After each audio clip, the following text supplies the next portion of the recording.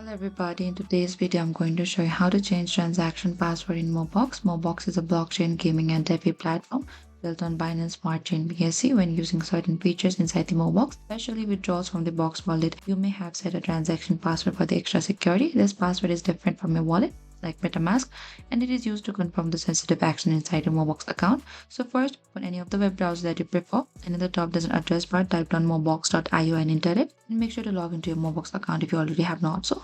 And once you reach into this interface of your Mobox logged in the top right corner, we can find this icon here of your profile. Go to your profile icon. In this configured account over here, we can find this transaction password. Simply select to this change here. So over here, what you can do is you need a verification code of your email. Simply enter the verification code and enter your password and confirm your password. Make sure it's only 6 characters, only numbers and 2 inputs are consistent. And after that, you can select to this confirm after you're done, and your transaction password will now be updated. Thank you for watching this video, and if you have any queries or confusion, please comment down below and we will reach out to you very soon.